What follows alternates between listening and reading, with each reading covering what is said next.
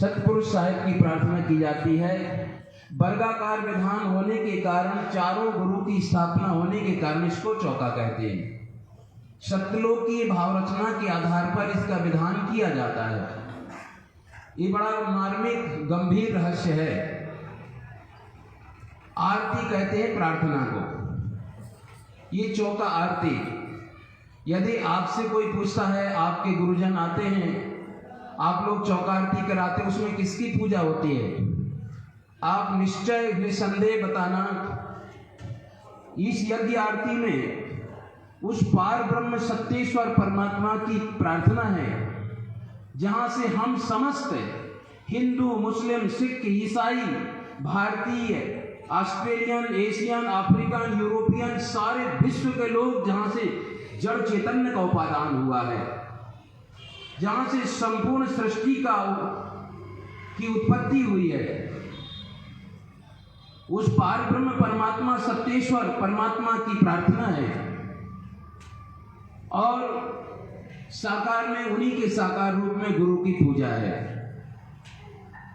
क्योंकि शरीर के पिता तो आपके कोई भी हो सकते हैं, परंतु सच्चाई की बात यह है कि ऐसे आप कितने शरीर बदल चुके हैं और कितने कई बार माता पिता की गोद में खेल चुके हैं और कितनों के माता पिता स्वयं बन चुके हैं, लेकिन आपको असली पिता का पता अभी तक नहीं है। तो यहाँ इस पूजन में उस परम ब्रह्म, पार ब्रह्म परमात्मा का, परम पिता का पता बताया जाता है, प्रार्थना की जाती है, जहां से आपकी आत्मा आई है और जहां आपको मुक्त होने के बाद जाना है। अमर लोक से आया रे बंदे फिर अमरापुर जाना है, कहें कबीर सुनो भाई साधो ऐसी लगन लगाना है। तो वास्तव में लोग अज्ञान के कारण नाना प्रकार की मान्यताओं में पड़ जाते हैं, लेकिन सभी जीव सतपुरुष परमात्मा के हैं, एक ही परमात्मा के घर से आए हैं। यहाँ पर कोई हिंदू, मुस्लिम, सिख, ईसाई बन जाते हैं और इस निरंजन काल पुरुष की दुनिया में भूल जाते हैं। इसलिए इस यज्ञ आरती में सत्य पुरुष पार ब्रह्म परमात्मा की प्रार्थना की जाती है, जिसका यहां पर पूजन किया जाता है। यदि आपने सत्य पुरुष परमात्मा को नहीं देखा तो हम साकार में गुरु महाराज को ही सत्य पुरुष मानकर उनको भेंट अर्पण करते हैं, अपना भेंट अर्पण करते हैं। और क्योंकि अभी बात हो रही थी हमारी मीटिंग में कि प्रधान मुख्यमंत्री से मिलने के लिए किससे मिला जाए, पहले किसके सोर्स से, राज्यपाल से मिलने के लिए अभी किसके सोर्स से मिला जाए। तो ऐसे ही सत्यपुरुष साहिब से मिलने के लिए हम संत गुरु का सोर्स से ही काम करता है। संत दरबारी राम के, ऐसा सदगुरु ने कहा। तो वास्तव में यहाँ पर हम अगर सत्य पुरुष साहिब को आपने नहीं देखा है तो हम गुरु महाराज को सत्य पुरुष मानकर, परमात्मा मानकर अपना भेंट उनको अर्पण करते हैं। तो आपने अपना भेंट, पान सुपारी नारियल भेंट किया, जो भी भाव करेंगे, पान प्रतिज्ञा का प्रतीक है। हमारे सत्य कबीर धर्म में पान ही क्यों, अभी पान प्रसाद के साथ में दिया जाएगा, बस। और कहीं तो नहीं सुना कि पान भी प्रसाद के साथ में दिया जाता है। एक पान बरई का हाथों हाथ बिका है और एक पान सदगुरु का जो सत्यलोक ले जाए, ये पान की विशेषता है। अमर लोक से हम चले आए, आए जगत मझारा हो, सही छाप परवाना लाए, सामृत की कड़िहारा हो। तो सही छाप परवाना ये सतपुरुष परवाना है, लेकिन जो गुरु महाराज उपदेश देते हैं उसको हम शपथ पूर्वक उस परवाना को स्वीकार करके ग्रहण करें तो हमारे लिए वो परवाना यथार्थी पत्र, लोग जाने के लिए अनुमति पत्र बनता है।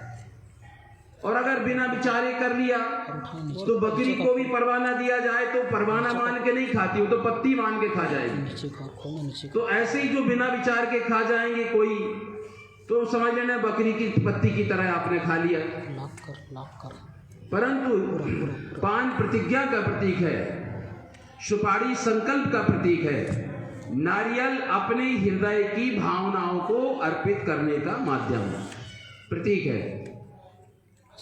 अब कोई आप स्थूल वस्तु देते हैं, भेंट करते हैं संत गुरुजनों को, थाल में भरकर, अभी काजू किशमिश जो भी लाए थाल में भर के देते हैं। अब हृदय के अंतरंग विचारों को काहे किस में भर के दिया जाए? अपने इष्ट को किस में अर्पण किया जाए?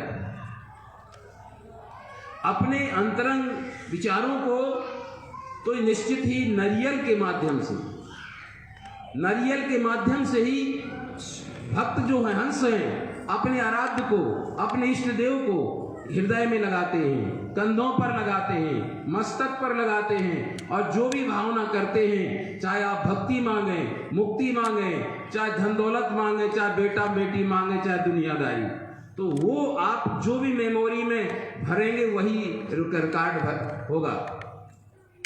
इसी प्रकार नारियल में हम जो भाव करते हैं उसके माध्यम से हम इष्ट को, गुरु महाराज को अर्पण करते हैं। आपने पत्र लिखा और आपने पत्र लिख दिया और उसको, पत्र को उचित पोस्ट ऑफिस में जाकर पोस्ट बॉक्स में या पोस्टमैन को, प्रमाणित पोस्टमैन के पास जब आप भेज देते हैं तो आपका पत्र निश्चित गंतव्य तक पहुंच जाता है, इसमें संदेह की बात नहीं। ऐसे ही अगर गुरु महाराज पहुंचे हुए हैं, आत्मज्ञानी हैं, सत्य पुरुष परमात्मा का भजन, तत्वज्ञानी है, भजन करने वाले हैं, तो आपने गुरु महाराज को भेंट दिया, उन्होंने पार ब्रह्म परमात्मा को उनका भेंट समर्पित कर दिया, तो आपकी भेंट सत्य पुरुष साहेब परमात्मा को पहुंच गई। आपने गुरु महाराज की आरती की, उन्होंने सत्य पुरुष साहेब का ध्यान किया, परमात्मा का, आपकी आरती सत्य पुरुष साहेब की हो गई। इस प्रकार से नारियल अपने भावों को इष्ट आराध्य तक पहुंचाने का माध्यम है। इसलिए सारी दुनिया में, कबीर पंथ में तो इसकी विशेषता है ही, सबसे ज्यादा खासियत, लेकिन सारी दुनिया के लोग, चाहे वो देवी देवता वाले हों, सभी नारियल ही क्यों चढ़ाते? कुमड़ा क्यों नहीं चढ़ाते? कटहर क्यों नहीं चढ़ाते? श्री कटहर, श्री कुमड़ा क्यों नहीं बोलते? इसी को श्रीफल क्यों कहते? शास्त्रों में लिखा है श्रीफल। इसमें विशेषता है। नारियल में 3 रेख, अभी बोला ना संतों ने, तामे एक हमार आपन अंश बचाए के यम के फंद लेना। तो नारियल की 3 रेख भिन्न भिन्न दिखना चाहिए। तो आत्मज्ञानी गुरुजन कौन सी रेख से मोड़ना है, भंजन किया जाता है, ये स्वर तत्व लगने के अनुसार ही गुरुजन जानते हैं। आपको एक बोरा नारियल रख देंगे, आपको मोड़ के दिखाओ 10 मिनट 5 मिनट में, आपको पसीना आ जाएगा। लेकिन इसका विधान जो जानते हैं, मर्म जानते हैं, निश्चित है उसको विधि विधान, जो सच्चे कड़ीहार हैं, वो गुरु परंपरा से जिनको भेद, गुरुगम भेद मिलता है, वो नारियल का विधान किया। तो हमारे कबीर पंथ में छील के नारियल दिया जाता है, जो भी भाव करते हैं उसमें समावेश होता है। इसलिए सभी पूजा विधानों में नारियल अर्पण करने की, अपने आराध्य को, अपने पूजनों को, ये हमारे पूरी मानव जनमानस समाज में परंपरा है। तो ये इस प्रकार से आपने सत्य पुरुष साहिब की आरती की, और निश्चित ही ये चौका आरती बाद का नहीं, कुछ लोग कहते हैं बाद की मान्यता होगी साहित्यकारों ने, इसलिए तो कबीर दर्शन ग्रंथ लिखना पड़ा। वो पारसनाथ द्विवेदी कहते हैं ये तो बाद की मान्यता है लोगों की। ऐसी बहुत सी ये चौका आरती, अभी ललितपुर वाले आए थे, निश्चय कर मानना, ललितपुर में सदगुरु कबीर साहब 5 संतों के सहित पधारे थे। 5 काशी से, बनारस से 5 संतों के सहित सदगुरु कबीर साहब ललितपुर में पधारे थे। अभी तो चले गए बेचारे, आज पूर्णिमा वहां भी मनाई जा रही है। आश्रम, वहां भी अपना आश्रम है, वहां भी भव्य रूप से पूर्णिमा मनाई जाती, इस कारण से वो चले गए। तो वहां 5 संत सहित सदगुरु कबीर साहब पिछनारी बाग ललितपुर में आए और वहां से दर्शन दिया। वहां के भक्त लोग सदगुरु कबीर साहब को पावड़े बिछाते हुए और आरती करते हुए चौका बाग में आए। वहां सदगुरु कबीर साहब ने सदन साह का चौका किया। पहले वो रहे होंगे, थोड़ा उनको ना समझ में आदमी कुछ भी गलत करता रहता है, लेकिन जब उनको ज्ञान हो गया, संतों की संगत हुई, अब वहां के लोग सदन कसाई नहीं कहते हैं, ये तो आप लोग भले सदन शाह बोलते हैं, सम्मान से सदन शाह बोलते हैं। मगहर के बाद में हिंदू मुसलमान मिलने का गले लग करके उर्स लगता है, गले मिलते कबीर साहब को, सदन साहब को याद करते हैं। 5 संतों के साथ सदगुरु कबीर साहब ललितपुर में पधारे थे और वहां पर जहां पर साहब ने चौका किया उस मोहल्ले का तक नाम क्या पड़ गया? चौकाबाग। अभी मेरा ये 19वां वर्ष है, वहां पर अभी कार्यक्रम है 2, 3, 4 अप्रैल में। इस प्रकार से सदगुरु कबीर साहब ने ललितपुर में चौका किया, उत्तर प्रदेश पुरातत्व विभाग साक्षी है। बांधवगढ़ में चौका किया, मध्य प्रदेश पुरातत्व विभाग साक्षी है। उड़ीसा में जगन्नाथ जी में धर्मदास जी का अंतिम चौका किया, वहां उड़ीसा पुरातत्व विभाग इसका साक्षी है कि कबीर साहब यहाँ जगन्नाथपुरी में आए थे, धर्मदास जी साहब का अंतिम चौका किया। इंद्रमती के यहाँ, रानी इंद्रमती के यहाँ, खेमसरी के यहाँ, राजा भोपाल के यहाँ, तत्वाजीवा के यहाँ, अनेक भक्तों के यहाँ सदगुरु कबीर साहब ने चौका आरती किया है। जो रचना है लोक की सो चौका विस्तार, जो सत्यलोक की रचना है उसी के आधार पर चौका का विस्तार किया जाता है। ये कोई साधारण पूजा नहीं है। वस्तुतः कराने वाले का सच्चा भाव है, समर्पित हो, ईश्वरवादी हो, गुरु तत्व पर श्रद्धा हो, कराने वाले करने वाले के ऊपर इस यज्ञ की सफलता पूर्ण होती है, सिद्ध होती है। इस प्रकार से निश्चित ही ये पूर्ण ब्रह्म सत्य पुरुष परमात्मा की प्रार्थना है। साकार में उनकी संत गुरु की पूजा है। आरती समान भक्ति नहीं दूजा, सबसे भली संत की पूजा। इसलिए संत की पूजा, इस यज्ञ आरती में संतों की पूजा की जाती है, संत गुरु की, और सत्य पुरुष साहिब की प्रार्थना की जाती है, जहां से हम सब लोग आए हैं। वस्तुतः अज्ञान के कारण यहीं पर दुनिया भटक गई। साहिब का इतना प्यारा संदेश है, आए ये कई देश से, उतरी ये कई घाट, और हवा लगी संसार की, हो गए 12 बाट। बोलो सदगुरुदेव की। वास्तव में सदगुरु का बिल्कुल साफ संदेश है, आए एक ही देश से, एक ही देश से सत्यलोक अमरलोक से जीवात्मा आया है और एक ही घाट में उतरे, और केवल संसार की मान्यताओं में 12 बाट हो जाते हैं। अपने कर्म, गुण, स्वभाव, वासना, तत्व, प्रकृति के अनुसार ही व्यक्ति विभिन्न परिस्थितियों में सुख दुख का भागीदार बनता है, और ये एक दूसरे को पराया मान लेता है। लेकिन सदगुरु सब का संदेश है, अगर गुरुद्वारे में आए हो तो मेरा, अगर सचमुच में आप गुरु को मानते हो, इस ईश्वर को मानते हो, तो ये विश्वास करना सभी के अंदर एक ही आत्मा है। सोहम हंसा सकल समाना। हमारे संत लोग जब भोजन करते हैं जरूर ये शब्द बोलते हैं, सोहम हंसा सकल समाना, काया के गुण आना ही आना। काया भले ही अनेक प्रकार की दिखती है, गुण कर्म स्वभाव परिस्थिति के अनुसार, प्रारब्ध संस्कार के अनुसार, लेकिन आत्मा एक ही है। चीनी के खिलौने, चीनी के जो अनेक प्रकार के वो बनते हैं, परंतु चीनी सब में एक ही है। मिट्टी के बर्तन अनेक प्रकार के कुम्हार बनाता है, लेकिन मिट्टी सब में एक ही है। गाय भले ही अनेक प्रकार की हो, काली पीली, लेकिन दूध सबका सफेद ही होता है। इसी प्रकार से निश्चय कर मानना, शरीर भले ही विभिन्न प्रकार के हों, संसार में तथाकथित मान्यताएं भले ही कोई छोटा बड़ा कहने की परंपराएं हो, लेकिन आत्मा सबका एक ही है। ये कबीर साहब का सीधा सत्य संदेश है। सरिता सिंधु और कूप तलाई, एक ही नीर सकल रहो छाई, कहीं कबीर संशय कर दूर, सब घट ब्रह्म रहा भरपूर।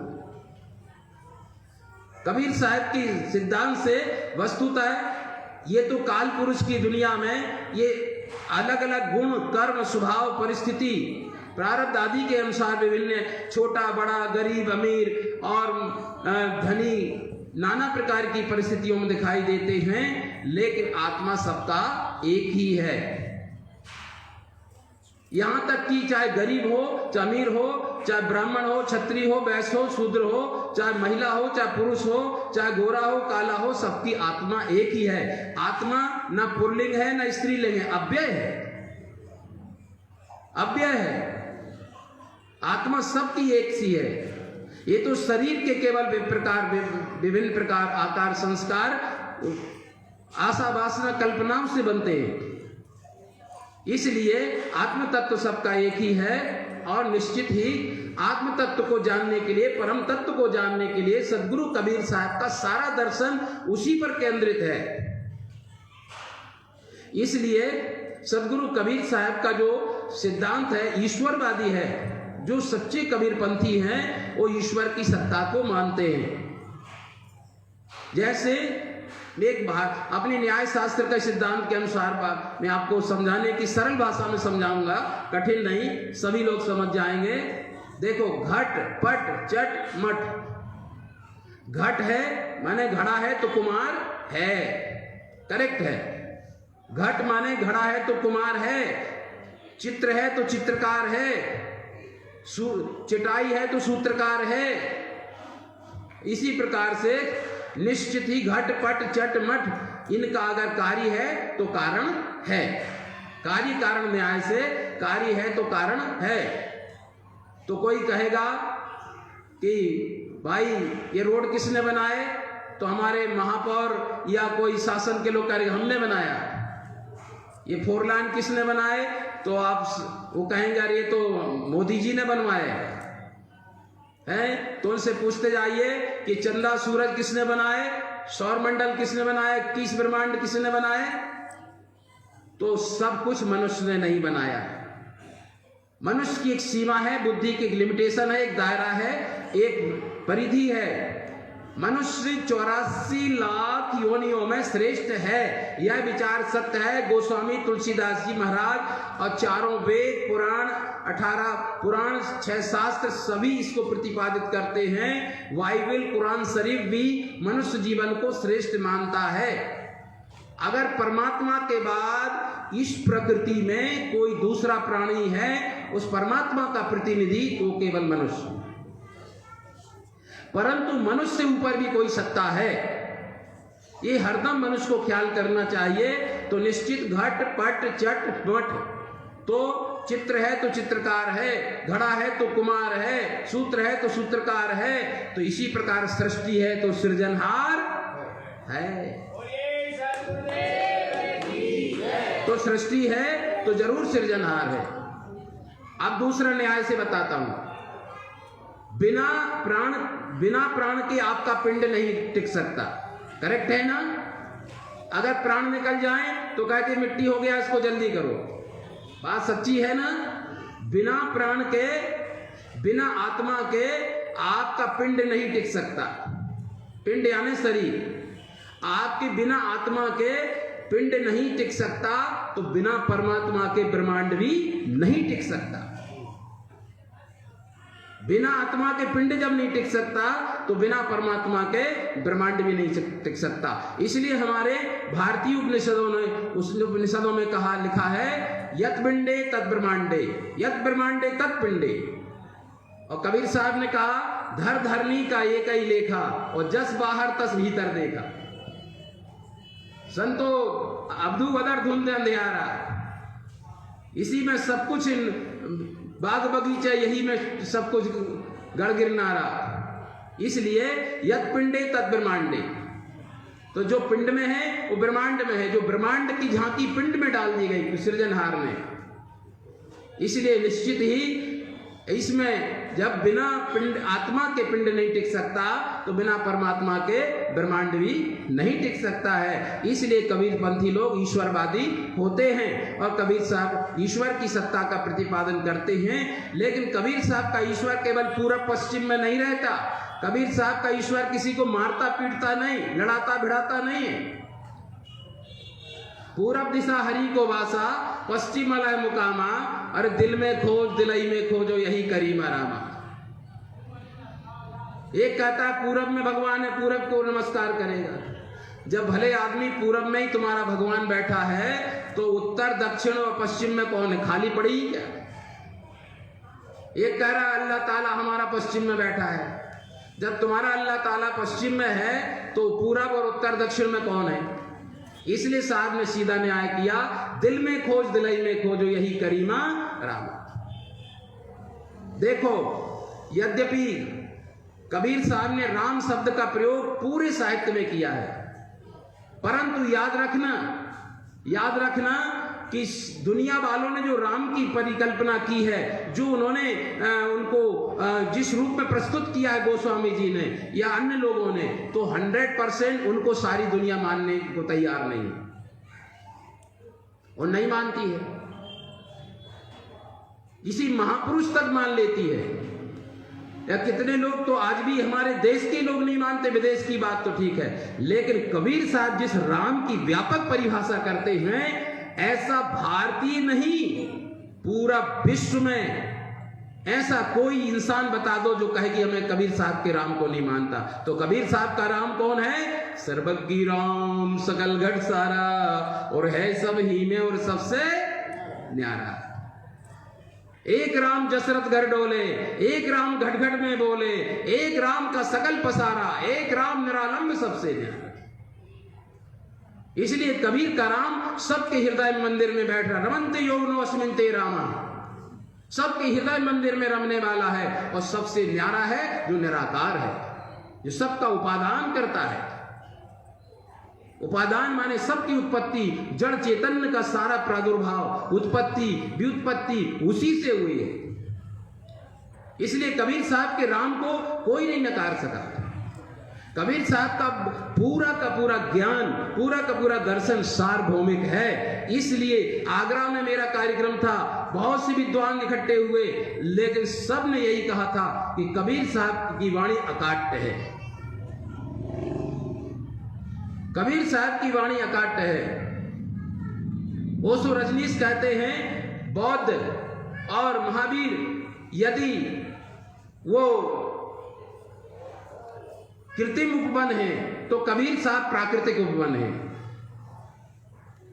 कबीर साहब चंद्र पूर्णिमा के चांद हैं। कोहनीर, कभी कोहनूर हीरा कहते हैं। अभी बंबई के जौहरियों इनको परखा ही नहीं। तो प्यारे सज्जनों, निश्चित ही सदगुरु कबीर साहब ने जो मार्ग बताया, मैं आपको बताऊं। देखिए, पहले रामानंद जी आए, पहले शैव शाक्त में झगड़ा होता था। इसका तो मैं इतिहास में साक्ष्य बता दूं। शैव शाक्त और शैव में और इनमें सभी में तीनों धाराएं झगड़ती थी। तो इसमें फिर वो भी रामानंद जी आए, उन्होंने पूजा भक्ति की प्राथमिकता दी। रामानंद जी ने भक्ति का प्रचार किया, तो भक्ति तो करने लगे, लेकिन लोग जड़ पूजा तक ही सीमित रह गए। माने भक्ति की भावना तो प्रबल हुई, भक्ति तो आवश्यक है, भक्ति को नकारा नहीं जा सकता, ना कबीर साहब ने नहीं नकारा, लेकिन रामानंद जी ने भक्ति को प्राथमिकता दी। तो भक्ति का काल ऐसा आया, तो भक्ति के बाद में तो निश्चित पहले मतलब शंकराचार्य जी आए, तो उन्होंने ज्ञान की बात की, तो हम ब्रह्मास्मि तो भक्ति डाउन हो गई। तो भक्ति की बात रामानंद जी आए, उन्होंने भक्ति की बात की, तो लोग अपना केवल बस जड़ पूजा तक सीमित रह गए। फिर बौद्ध आए और भी दर्शन आए, तो किसी ने साधना की बात की, लेकिन सदगुरु कबीर साहब ने देखा कि साधना, भक्ति और ज्ञान तीनों आपस में विरोधी हैं, झगड़ रहे हैं। तो साहब ने तीनों को, भक्ति, उपासना, ज्ञान को, सबको समीकरण बना करके और एक इतना अच्छा दर्शन समाज के सामने प्रस्तुत किया। तो क्या हिंदू, क्या मुस्लिम, क्या सिख, क्या ईसाई, पूरी मानव जाति कबीर साहब के दर्शन पर आसानी से चल सकती है। और एकेश्वरवाद, विश्व बंधुत्व और सबकी समरसता का मार्ग कबीर साहब की वाणियों में सार्वभौमिकता झलकती है। इसलिए कबीर साहब का मार्ग आज के संदर्भ में कबीर साहब की प्रासंगिकता है, हर विद्वान के मुख से आप सुनेंगे। और कबीर साहब की आज ही उपादेयता है। कबीर साहब, आने वाला युग कबीर साहब का ही युग आ रहा है। इसलिए प्यारे सज्जनों, उन्होंने कहा कि हजारों व्रत न करके पूर्णमासी का व्रत करो, छोटे छोटे सूत्र हैं, लेकिन आपको इसमें इतना रहस्य भरा है। कुछ तथाकथित लोगों ने खूब इतना व्रत बता दिए, मैं तो जिसको कह नहीं पाऊंगा। कैलेंडर लाइए, परमा से लेकर पूरा महीना दिन का 15 तक का, पूर्णिमा तक का व्रत बता दिए। कितना व्रत करो? मेरे को ख्याल आया, वो दमोह में एक माता जी थी, व्रत करते करते उसकी बिल्कुल हड्डी रह गई। तो हमने इतना व्रत क्यों करती? बोले मुक्ति कैसे होगी? हमने कितने दिन भोजन करती है? बोले 4-6 दिन, 1 आध सप्ताह। हम कहे वो भी छोड़ दो, तुम्हारी जल्दी मुक्ति हो जाएगी। अरे भले आदमी, तुम कितना व्रत करो? तो इसलिए ये ऐसे ऐसे व्रत बना दिए। अब ये क्या है? बोले 1 मुट्ठी दातोन करो। 1 मुट्ठी दातोन से तुम्हारा क्या कल्याण होने वाला है? कहीं ये परमा का व्रत, दूजा का, दूज का व्रत, कहीं तीजा। मैं तो अलग अलग प्रांतों में जाता हूं, बिहार में छठी का व्रत ज्यादा मनाता है, और इधर छत्तीसगढ़ में जाता हूं तो तीजा पोला। तीजा अलग अलग क्षेत्रों में अलग अलग मान्यताएं। इतने ये सब तथाकथित लोगों ने बहुत ज्यादा धर्म के नाम पर उलझाया है, और सदगुरु संत सुलझाते हैं, और जो स्वार्थी लोग होते हैं धर्म को स्वार्थ में लेते उलझाते हैं। ऐसे ऐसे अब ये क्या क्या सब इनको मैं कह नहीं सकता। परमा से लेकर पूरे 15 तक पूरे व्रत बता दिए। साहब ने कहा और व्रत है आता जाता, पूनो व्रत मुक्ति का दाता। पूनो व्रत मुक्ति को देने वाला है, क्योंकि ये सत्य अहिंसा का व्रत है, जिसको पुतलीबाई ने, महात्मा गांधी की मां पुतलीबाई ने पूर्णमासी व्रत का जो रहस्य गांधी को बताया। गांधी जी ने इतने उपवास किए जीवन में। गांधी जी को मैं किसी राजनीति से नहीं जोड़ता, मैं उनकी जो गांधी दर्शन मीमांसा पढ़ा हूं, गांधी का हिंद स्वराज पढ़ा हूं, गांधी की आत्मकथा पढ़ा हूं। वास्तव में जब गांधी का साहित्य पूरी तरह पढ़ लेंगे तो आप इस निष्कर्ष पर आ जाएंगे, गांधी जी बिल्कुल देश के लिए अच्छा सोच रखते थे, और उन्होंने बहुत ऐसा काम किया और ऐसा देश की परिकल्पना की। और अब लेकिन जिन पर उन्होंने भरोसा किया उन्हीं ने धोखा दिया। यहां पर इसलिए गांधी जी को भी तक कुछ लोग कुछ भी टीका टिप्पणी करते हैं, लेकिन गांधी जी निर्दोष हैं। गांधी जी का कोई रत्ती भर स्वार्थ नहीं है। गांधी जी बेदाग हैं। निश्चित ही गांधी जी को पुतलीबाई ने इस सत्य अहिंसा का, इस पूर्णमासी व्रत से, और ये सांच बराबर तप नहीं, झूठ बराबर पाप, ये 100% सच है कि गांधी जी ने कबीर चौरा मठ में ये उन्होंने अपने मुखारबिंद से बोला था कि मेरे को इतनी ऊंचाई तक पहुंचाने का श्रेय मेरी मां पुतलीबाई को है, और मेरी पुतलीबाई मां कबीरपंथी थी, और उसने उनका जो मेरे को रग रग में जो अंश वो आया, ये कबीरपंथी संस्कार ही मेरे उसमें आया। तो गांधी जी आज देश के राष्ट्रपिता बने, ये कबीर पंथ की देन है। अगर अकबर अपनी धर्मांतरण को छोड़ करके और जुल्म, जो आर्यों पर जुल्म कर रहा था, उसको दिशा परिवर्तन करने वाले मंडला के प्रमोद गुरु बाला पीर साहब हैं। उनका नाम था प्रमोद गुरु, लेकिन बाला पीर साहब को जब उन्होंने अपनी अलौकिक शक्ति का परिचय दिया दिल्ली में जाकर, वो मंडला से जबलपुर होते हुए सागर आए, सागर से छतरपुर मऊ सहानिया गए, मऊ सहानिया से झांसी, ग्वालियर, मथुरा और दिल्ली पहुंचे। तभी से अकबर बादशाह नतमस्तक हुआ, और उनको साहब ने अपनी अलौकिकता लीला दिखलाई। नवाज के समय उनकी रम्मत में 300 हाथी, घोड़े, ऊंट और 700 महात्मा थे। प्रमोद गुरु साहब कबीर पंथ के तृतीय आचार्य, 700 महात्मा थे, 300 हाथी, घोड़े, ऊंट थे, और वो किसी के घर में इतने लोगों की कैसी व्यवस्था होगी? वो नदी तालाब का किनारा देखते थे। सागर में भी देखा कि यहाँ तालाब है, तो यहाँ पर उन्होंने पड़ाव डाला। हाथी, घोड़े, ऊंट को नहलाना, पिलाना, खिलाना, सभी उनको नदी तालाब के किनारे उनकी व्यवस्था होती थी। टेंट लगा के रहते थे। उस समय परकोटा में उतनी आबादी नहीं रही होगी, घनी। तो इस प्रकार से प्रमोद गुरु साहब आए तो 2 दिन पहले सागर में पड़ाव डाला, तो यहाँ कबीर चौरा की स्थापना की। कालांतर में मोतीदास साहब अच्छे महात्मा आए, यहाँ के रानी राजा को प्रभावित किया सागर के, उन्होंने एक भव्य आश्रम परकोट आश्रम बना दिया। इस प्रकार 2 दिन बाद में मऊ सहानिया पहुंचे, मऊ सहानिया की 2 दिन में वहां का झंडा रोपा और प्रमोद गुरु साहब ही फिर जहां जहां रुके वहां पर आश्रम बन जाते थे। एक आध संत को छोड़ देते थे, कबीर चौरा बना दिया, आश्रम बन जाते थे। उनको राजा महाराजाओं को नतमस्तक करते। सत्यलोकी इल्म था, सत्यलोकी उनके पास अलौकिक शक्ति थी, और उन्होंने जाकर अकबर के किला के पास, लाल किले के पास में जमुना जी के किनारे अपना तंबू तान करके हाथी घोड़े ऊंट बिगुल घड़ी घंट नगाड़े, ऊंट पर जो 2 नगाड़े रहते थे आज भी वो मंडला में तांबे के रखे हैं। उनको कहा वहां के महंत को कि हमें दे दीजिए, हम अपने आश्रम में इसको बजाएंगे, लेकिन उन्होंने दिए नहीं। तांबे के कम से कम 5-6 फीट के चौड़े 2 ऊंट के दोनों तरफ 2 नगाड़े रहते थे। हाथी घोड़े ऊंट नगाड़े घड़ी घंट बिगुल पूरे अपने पूरे ठाट बाट से अखाड़ा चलता था।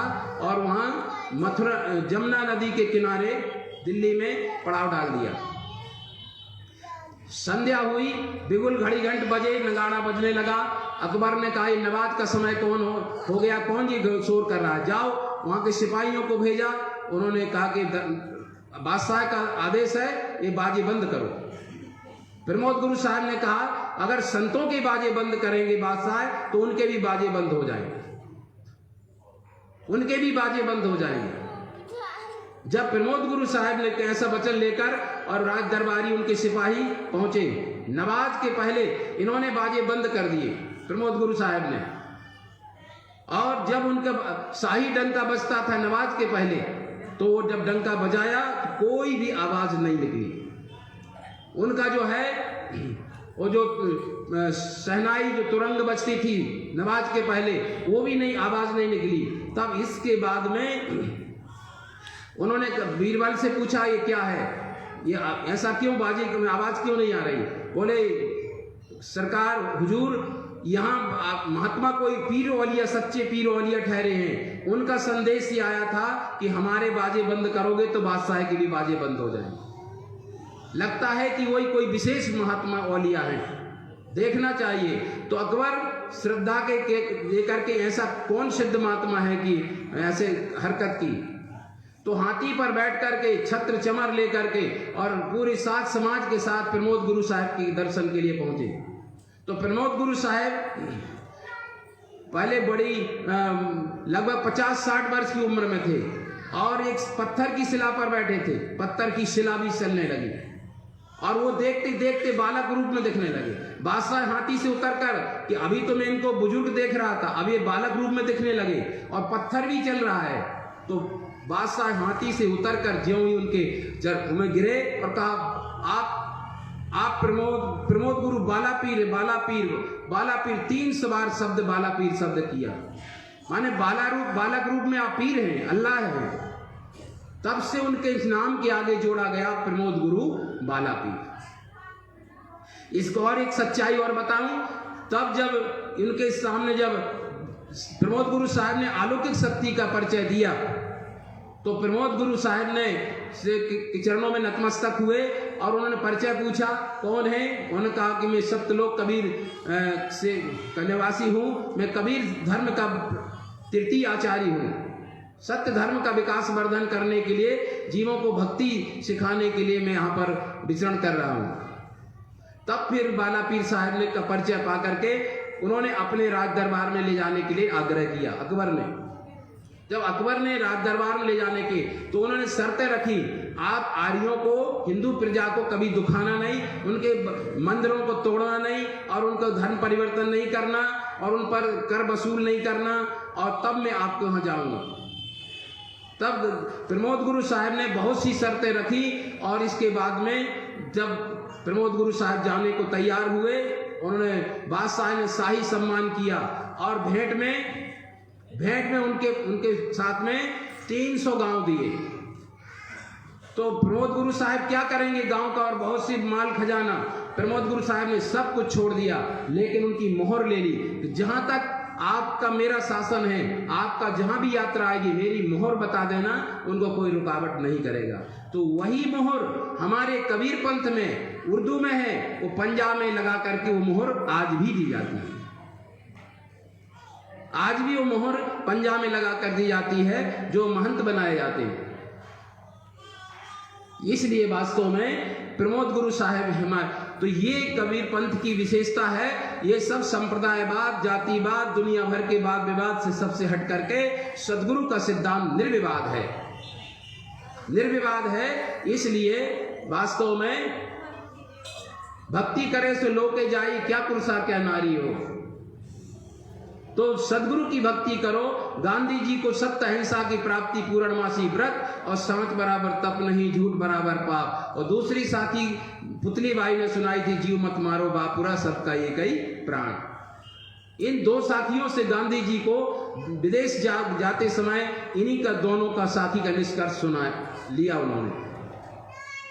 इस प्रकार से गांधी जी ने जो व्याख्यान दिया आधा घंटे का, कबीर चौरा में बोर्ड में लिखा हुआ है, लिखा हुआ आज भी लिखा हुआ है। इसलिए वास्तव में तो ये सदगुरु कबीर साहब के दर्शन की विशेषताएं हैं। उसमें कोई इसमें भेदभाव नहीं, सबको जोड़ने का काम किया जाता है। स्वार्थ भरी राजनीति और ये नाना प्रकार के संप्रदाय ये समाज को तोड़ते हैं, बांटते हैं, परंतु कबीर साहब का सिद्धांत और उनके सच्चे महात्मा समाज को जोड़ते हैं। इसलिए आज पूर्णमासी के पर्व पर मैं सबसे आगाह करूंगा, अपील करूंगा कि ये गुरुद्वारा है, सभी एक बराबर वो नहीं हो सकते। देखो 5 उंगली है, छोटी बड़ी है ना, 5 उंगली है, छोटी बड़ी है, लेकिन एक को दर्द होगा तो उस बुरे हाथ में होगा। छोटी बड़ी है, जब कोई सामान उठाना होगा बिल्कुल सब एक साथ एकजुट हो जाती है, एकजुट हो जाती है। इसी प्रकार समाज के कुछ लोग ऐसे हैं जो किसी के पास बुद्धि ज्यादा है, किसी के पास कम है, किसी का खान पान अच्छा है, किसी का कमजोर है, कोई धनी है, कोई निर्धन है, कोई विभिन्न परिस्थिति के लोग हैं। तो इसलिए होने पर भी फिर भी हम 5 उंगली की तरह एक हैं। रंग रूप भेष भाषा भाले अनेक हो, भारतवासी हम सभी जन एक हैं। रंग रूप भेष भूषा जब भले ही अनेक हो। इस प्रकार से गुरुद्वारा ये हमें जोड़ने का काम करता है, तोड़ता नहीं है। जो भ्रांत लोग हैं वो भले ही कुछ भी अर्थ लगाते रहें, परंतु हकीकत कह रहा हूं, संतों का काम यही सदगुरु का सच्चा संदेश है, जोड़ना। तो इसलिए गुरुद्वारा में हम सब एक सदगुरु के सत्यनाम के झंडे के नीचे आए हैं, जोड़ने का काम करें, तोड़ने का काम नहीं। इसलिए कैंची क्या करती है, काटती है, और सुई धागा क्या करता है, जोड़ता है। तो हमें काय का काम करना है, कैंची का कि सुई धागा का? सुई धागा का जोड़ना है। कबीर साहब ने जोड़ा है, को हिंदू को तुरुक कहावे एक जमी पर रहिए। भाई रे दो जगदीश कहां से आया, कहो किसने बौराया। अल्लाह राम करीमा केशव हरि हजरत नाम धराया। गहना एक कनकते गहना यामे भाव न दूजा, और कहन सुनन को दुई कर थापे एक ही निवाज एक पूजा। इसलिए प्यारे सजनों, हम सदगुरु ने हमारे लिए जोड़ा है, संत महात्मा जोड़ते हैं। इसलिए भले ही अंगुली छोटी बड़ी है, भले ही समाज में कोई विभिन्न प्रकार के लोग हैं, परंतु हम सब एक हैं, एक ही परमात्मा है, एक ही आत्मा है, एक ही धर्म है, एक ही मेरा देश है, एक ही देश की हवा पानी ग्रहण करते हैं, एक ही हमें घर जाना है। इसलिए हम सब अन्य उनको बातों को भुला करके सदगुरु के सत्य मार्ग पर चलें और सबका हित चिंतन करें, किसी से नफरत ना करें, किसी को हम वो न देखें। और अच्छाइयां देखने वाला अच्छा बन जाता है और बुराइयां देखने वाला बुरा बन जाता है। बैरागी बन जाता है जो संतों का बैराग सुने, और खटरागी बन जाता है जो दुनिया का खटराग सुने। इसलिए निश्चित ही सदगुरु की भक्ति करना है।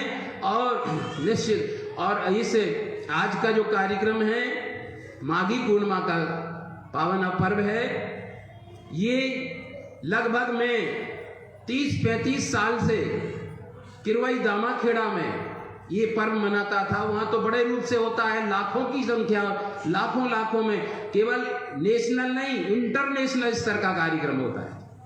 देश विदेशों से लोग चले आते हैं और वहां पर दोनों आश्रमों में दामाखेड़ा किरवई में एक साथ कार्यक्रम होता है। वहां आप लोग भी बहुत से लोग हंसजन गए हैं और ये इस बार का कार्यक्रम इसलिए यहाँ हुआ कि वहाँ जो प्रकाश मुनि साहब हैं उनको परिवार को कोरोना हो गया था और उनकी भी इच्छा थी कि इस वर्ष का कार्यक्रम कैंसिल किया जाए और शासन ने भी उनको बड़े कार्यक्रम के लिए मना किया। इस कारण से समाज की सहमति मीटिंग दामाखेड़ा समिति ने निर्णय लिया इस वर्ष का कार्यक्रम दशहरे में करेंगे, 21 में ही करेंगे लेकिन दशहरे में। तो फिर हमारी समिति ने भी निर्णय लिया कि अपन दोनों एक ही साथ करेंगे, तो वहाँ के लोग यहाँ का लाभ लेते हैं, यहाँ के लोग वहाँ का लाभ लेते हैं और वहाँ एक साथ अच्छा रहता है। तो दामाखेड़ा किरवई का कार्यक्रम माघ मेला कैंसिल करके और ये पूर्णिमा बहुत लंबे समय के बाद में सागर आश्रम में मनाई जा रही है। इस पूर्णिमा को जब भी आपने सुना होगा, हम छत्तीसगढ़ किरवई दामाखेड़ा ही रहते थे और वहाँ का आनंद पूरा देश भर से भक्तों के लाइन लगी रहती है। तो इस प्रकार से अभी भी मेले का बंद की घोषणा फिर भी हमें मालूम फोन से चल रहा है कितने लोग अभी भी पहुंच रहे हैं। अब जिनको पूरी तरह मालूम नहीं है वो आज भी पहुंच रहे हैं वहां। तो इसलिए आज का पर्व हम सब के लिए गौरव का पर्व है। इस पर्व में हमारे देश में बड़े बड़े आयोजन, इलाहाबाद का कुंभ मेला प्रतिवर्ष होता है माघ पूर्णिमा को, और शिवरी नारायण में, वहाँ छत्तीसगढ़ में, और राजिम में, और एक मोहिली घाट बोलते हैं ना, मोहिली घाट में बहुत बड़े बड़े मेले छत्तीसगढ़ में भी इसी तारीख में होते हैं। दामाखेड़ा तो फेमस है ही है। इस प्रकार से वहाँ पर काफ़ी तो आज हम लोग माघी पूर्णिमा का पर्व यहाँ कबीर आश्रम सागर कबीर धाम में मना रहे हैं और आज मीटिंग भी थी। मीटिंग का मुख्य कारण था कि आगामी जो 6 जून से 10 जून तक बरसात अमावस्या के समय पर जो हम लोग प्रकट दिवस मनाते थे, उसी में एक महान ग्रंथ कबीर दर्शन का विमोचन भी होना है। लॉकडाउन के समय से ही ये ग्रंथ लिख रहा हूँ बहुत परिश्रम से, क्योंकि अभी हिंदी के साहित्यकारों ने जो कबीर साहब को प्रस्तुत किया है वो सच्चाई से के साथ प्रस्तुत नहीं किया और उसमें बहुत सारी विसंगतियां हैं। तो उनको जो लोगों ने कल्पना के आधार पर कबीर साहब को पेश करने का साहस किया है, उन बातों को खारिज करके सच्चाई के साथ कबीर साहब के मौलिक ग्रंथों का आधार लेकर बिल्कुल प्रूफ प्रमाणित ढंग से कबीर दर्शन, सदगुरु कबीर दर्शन लिखा गया है और ये बहुत महान ग्रंथ बन रहा है। ये किसी आश्रम का नहीं, पूरे कबीर पंथ की ओर से ये ग्रंथ तैयार हुआ है और मेरा संकल्प है हिंदुस्तान के 4000 आश्रमों में हर जगह पहुंचाने का प्रयास करूंगा और अधिक से अधिक संतों को इस कार्यक्रम में बुलाऊंगा।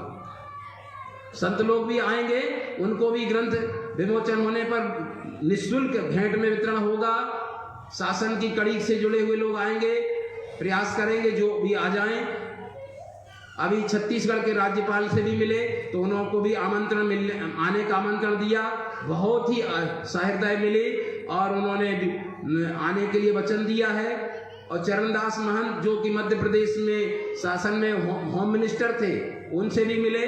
अभी वो वहाँ के स्पीकर हैं छत्तीसगढ़ शासन के, उनसे भी मिले, उन्होंने भी आने का वचन दिया। 2 शब्द ग्रंथ के लिए उन्होंने भेज दिया और राज्यपाल के भी 2 शब्द माने शुभ संदेश ग्रंथ के प्रकाशन में उनके भी अभी आने वाला है। इस प्रकार से मैं भोपाल भी जाऊंगा, उनसे भी सीएम से और उनसे मिलने का प्रयास करेंगे और यदि आते हैं तो अच्छा है, नहीं आते तो भी कार्य भव्य रूप से इस वर्ष का कार्यक्रम होगा। कार्यक्रम भव्य रूप से होगा और बहुत सी योजनाएं हैं। 5 दिन का शिविर तो लगेगा ही। नई पीढ़ी को शिविर के द्वारा संस्कार का सिंचन किया जाए। आज की भौतिकवादी दुनिया में स्कूलों में आज का पढ़ाई शिक्षा कमर्शियल हो गई है। और अभी 1 साल से तो बच्चों की हालत खराब है। कितना ही ऑनलाइन हो चाहे कौन ऑनलाइन हो, बच्चों को जो उतना लाइन वो लाभ नहीं हो पा रहा है। और स्कूल कॉलेजों में वो संस्कार नहीं मिलता है। घरों में भी आज वो परंपराएं, घर में दीपक जलाकर आरती करना, बड़ों को प्रणाम करना और धर्म ग्रंथों का पाठ करना, ये भी लुप्त होती जा रही है। तो इसलिए ये गुरुकुल शिविर योजना ये हमारी जो 30-32 साल से मैं चला रहा हूँ, छत्तीसगढ़ से शुरू किया था, काफी सफलता मिली है। परिणाम स्वरूप जितने भी उनको संस्कारित किया है, युवा शक्ति भी आगे आई, उनको कबीर सैनिक सेवार्थी संघ बनाया। इसलिए नई पीढ़ी को संस्कारों का सिंचन करने की मेरी इस संस्था के द्वारा एक बहुत जबरदस्त योजना है। एक युवा शक्ति को सच्ची दिशा देने के लिए कबीर सैनिक, केवल यही नहीं, कुछ हमारे संतों से गुजरात में कबीर सैनिक बनाए, उत्तर प्रदेश में और छत्तीसगढ़ में, मध्य प्रदेश में, उत्तरांचल में, कई प्रांतों में हम लोगों ने कबीर सैनिक संघ बनाए।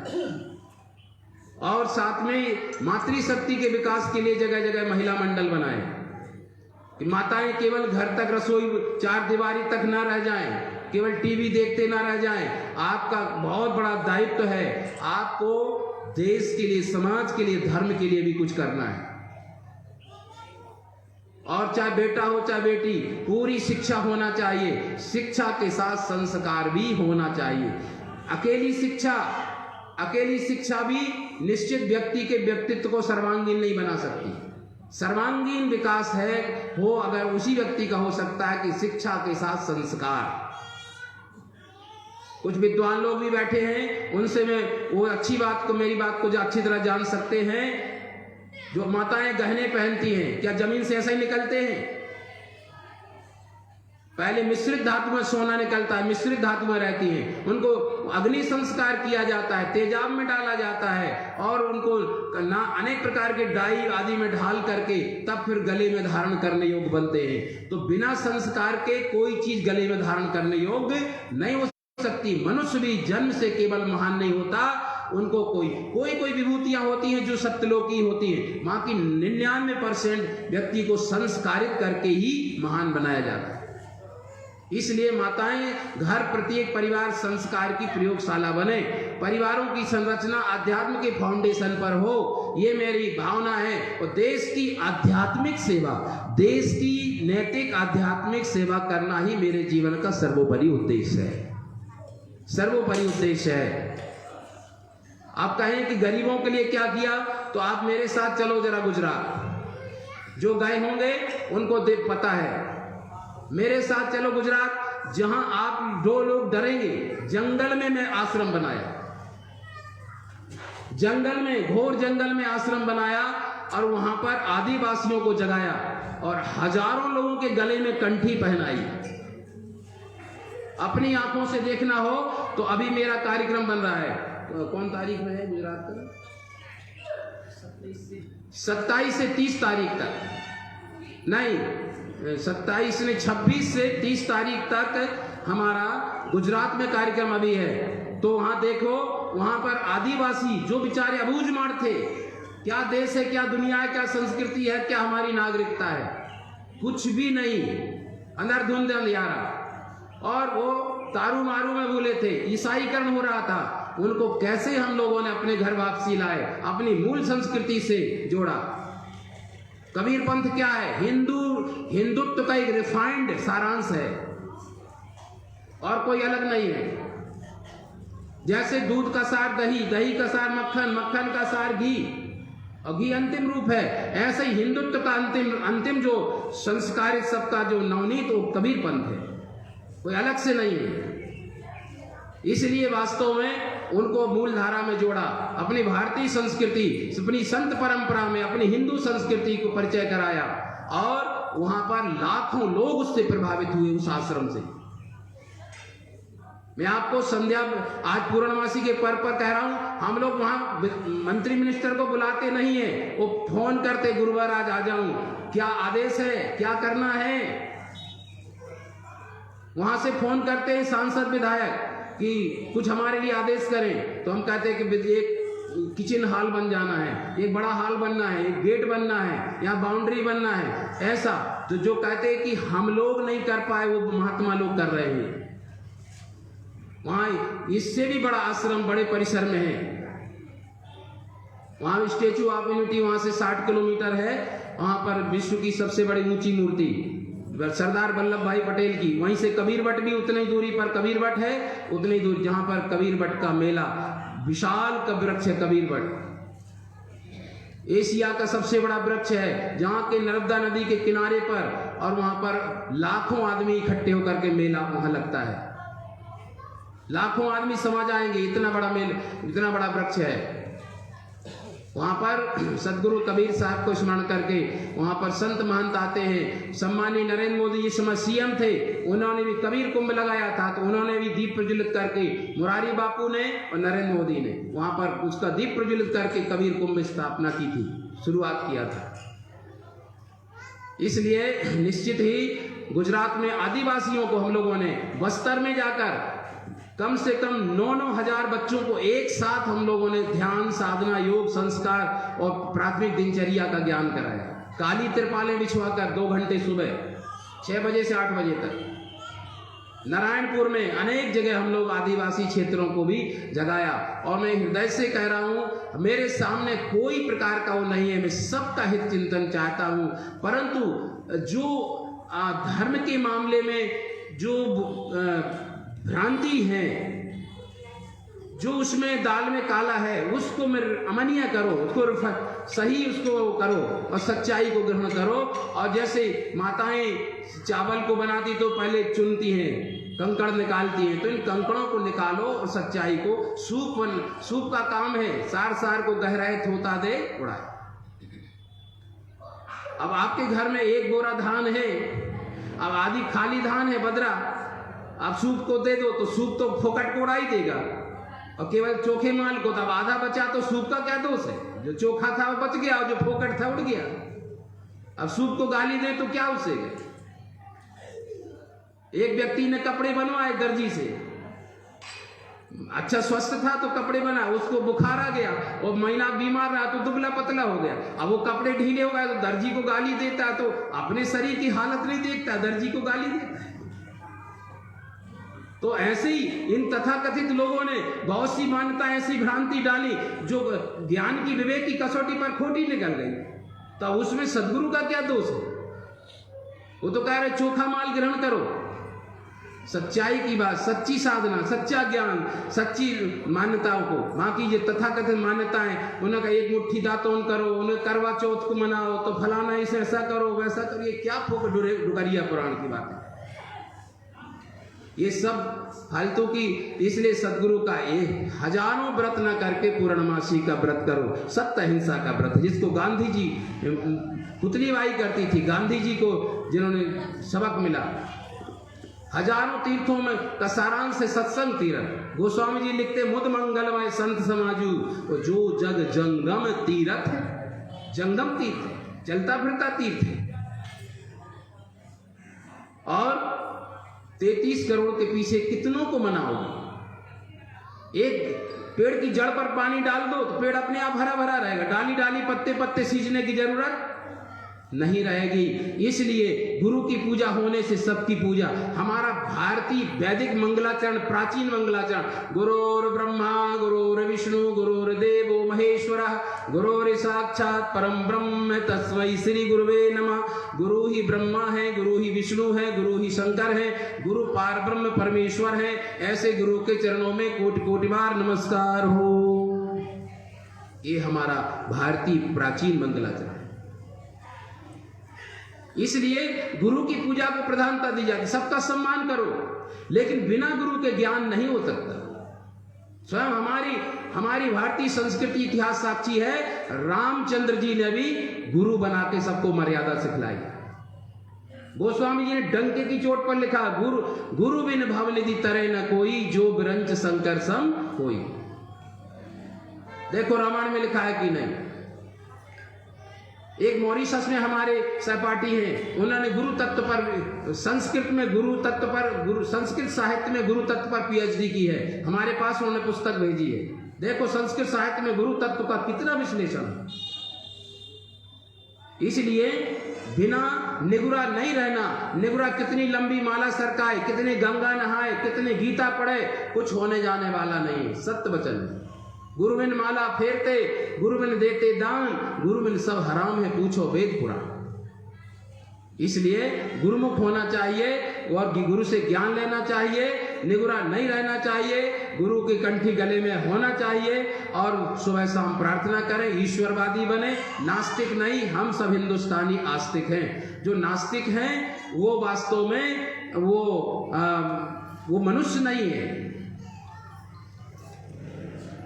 इसलिए निश्चित ही हमारी एक आदर्श परिवारों का निर्माण हो। भारतीय संस्कार आदर्श परिवारों का निर्माण अध्यात्म के फाउंडेशन पर हो। प्रत्येक परिवार संस्कार की प्रयोगशाला बने। सबके लिए हम लोगों की तरफ कार्य चल रहा है। बुजुर्गों के लिए एक वृद्धाश्रम की मेरी कल्पना है। एक नशा मुक्ति केंद्र भी चलाऊंगा और इसकी शुरुआत हो चुकी है। कितनों की नशा छुड़ा दिया हो।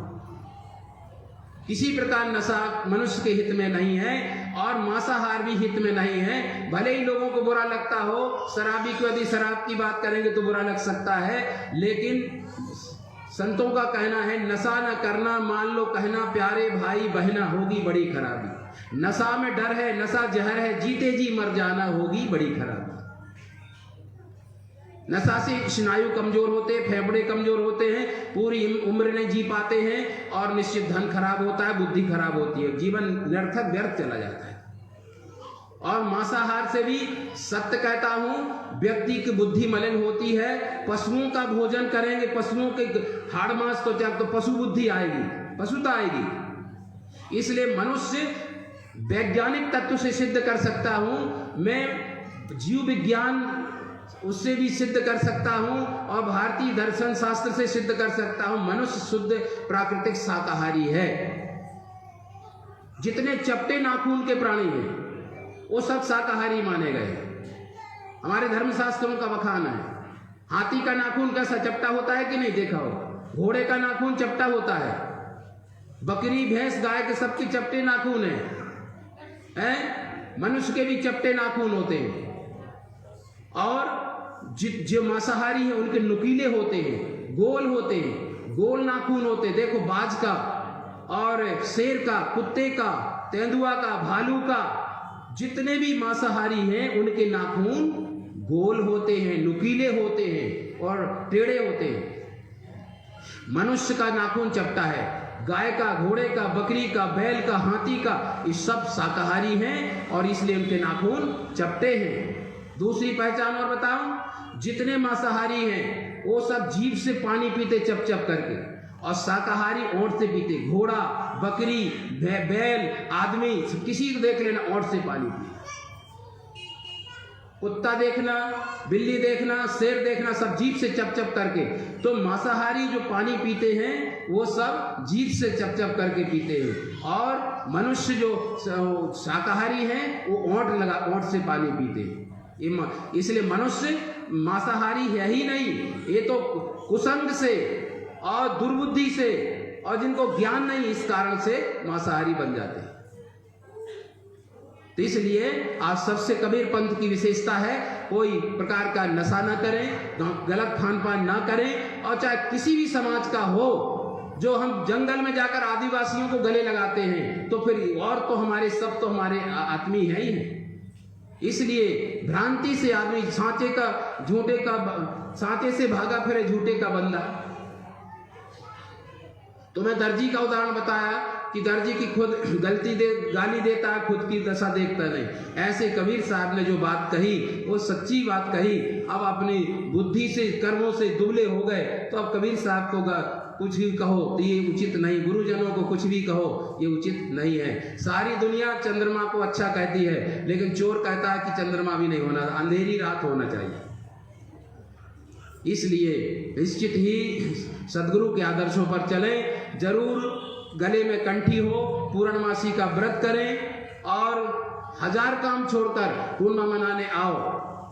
और यहाँ सदगुरु का तो आगे जो कार्यक्रम अगहन उसमें है, जून में आप लोग याद रखना, अभी से तैयारी करना है, बहुत बड़ी जिम्मेवारी है। अगली बैठक है, सबको माताओं को न पुरुषों को याद हो, अगली बैठक रखी गई है 28 मार्च को और 10 बजे से रखी गई है।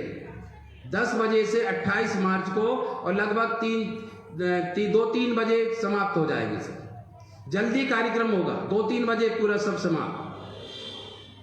उसी दिन होली जलना है, इस कारण से 2-3 बजे आपकी फ्री कर देंगे और बिल्कुल ऐसा ही होगा, उसमें मैं खुद सक्रिय हो जाऊंगा। इसलिए निश्चित ही महिला मंडल में सबको मैं चाहता हूं, सबको और भी सदस्यों को जोड़ें, सबसे संपर्क करें। और भी बड़े कार्यक्रम के लिए मैं बाहर तो जाऊंगा कई प्रांतों में, लेकिन कुछ यहाँ के लोग कबीरपंथी कहलाने वाले लोग भी सोए हैं, मैं उनके बीच में स्वयं जाऊंगा। मैं स्वयं जाऊंगा, उनको जगाऊंगा कि तुम कहाँ हो, या तो लिखना छोड़ दो, नहीं तो फिर आ जाओ, यहाँ आ जाओ अपने घर में। इसलिए उनको तो निश्चित ही सबको इसमें जगाना है। और ये संस्थान केवल उसके प्रदर्शनी के लिए नहीं है, ये सब के लिए आत्म कल्याण, भारतीय अध्यात्म को ऊपर अंतिम पराकाष्ठा तक ले जाना।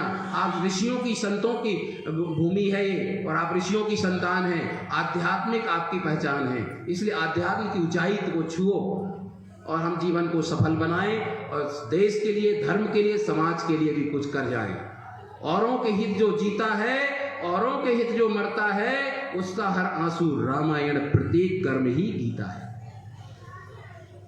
इसलिए कुछ अपने लिए तो पशु भी जीता है, इसलिए कुछ दूसरों के लिए भी करो। यही मेरा आज का संदेश है। पूर्णमासी माघी पूर्णिमा के पावन अवसर पर यद्यपि हमारा 3-4 दिन एक सप्ताह का कार्यक्रम होता था, लेकिन कैंसिल हुआ गया। आज ये लाभ आपको यहाँ मिला। मैं हृदय से आप सबकी उज्जवल भविष्य की मंगल कामना करता हूँ और आज इस अवसर पर मैं सबकी शुभकामना करते हुए वाणी को विराम लेता हूँ। बोलो सदगुरु कबीर साहेब की, श्री गुरुदेव की साहेब बंदगी साहेब।